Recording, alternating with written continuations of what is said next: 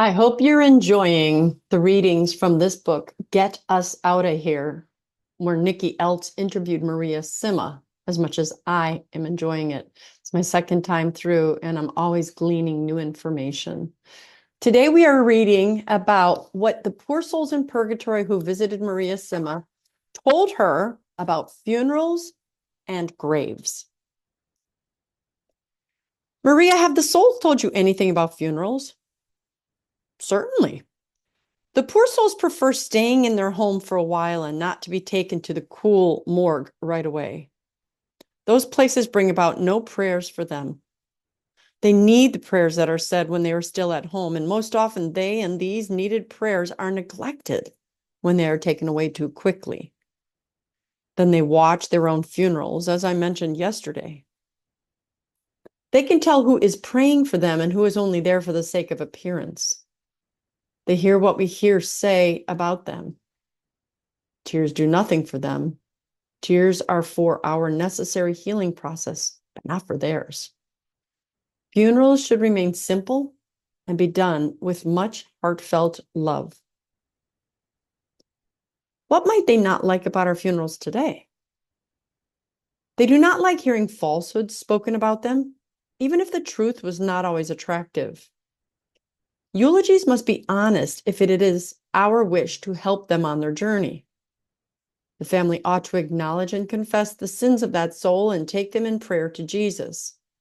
And the souls do not like pompous funerals. They do not like cremation, and they do not like the remains to be given or sold to science or to hospitals.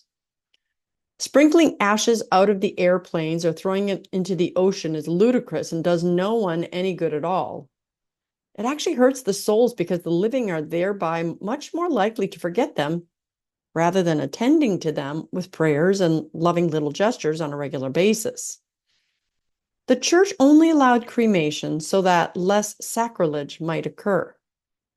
It again was more of a political decision and not so much a helpful or holy decision. They do not like anything that is not prayerful, or that shows them in a distorted light. Remembering them before Jesus is precisely that.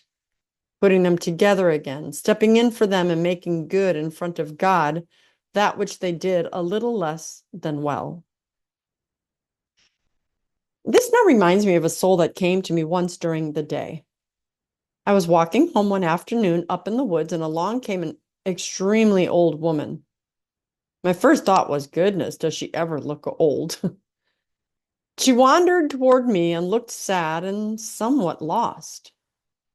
I greeted her and asked why she was up there on her own and that it was getting late. She answered, "No one cares for me. No one takes me in, and I have to sleep in the streets." I then thought her marbles must be a little loose. I considered for a second and then offered to take her with me, knowing that if she was a nuisance, she wouldn't be around for that long. "I will take you, but my place is small. It's all I have, but it is a roof and I can feed you." She cheered up instantly and said, "That is all I needed." And she was gone. Later, I learned that she, at some point in her life, had turned someone truly needy away, and therefore had to be in purgatory until the day that another person took her in.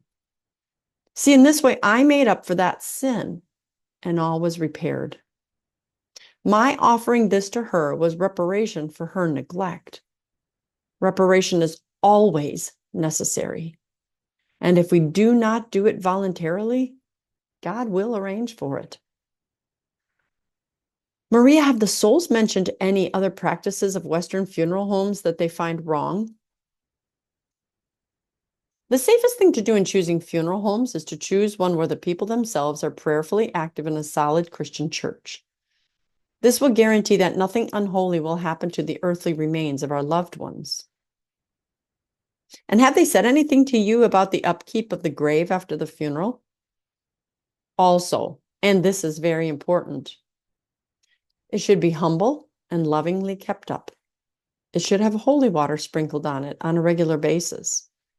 It should have a blessed candle burning at all times. Both of these the poor souls need and love very much. Visits to the grave are seen, of course, and these visits help them and us far more than we could possibly think.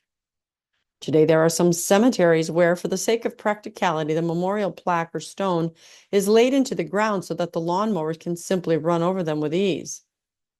This is laziness and a loveless attitude on the part of the family. And those souls will therefore need to suffer longer than if the family itself goes and cares for the resting place. Every smallest gesture helps them and in turn helps us because they are then more likely to step in for us when we need protection or assistance. Even if we choose to wash the windows out of love for them, this will do so much good.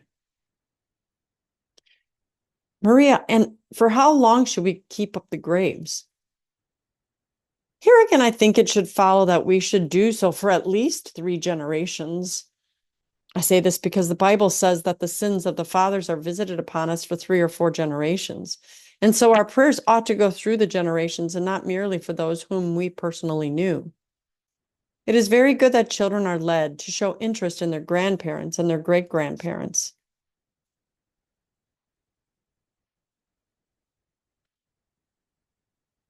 Things of this nature bring everyone so much good. It shows them a path and a unity.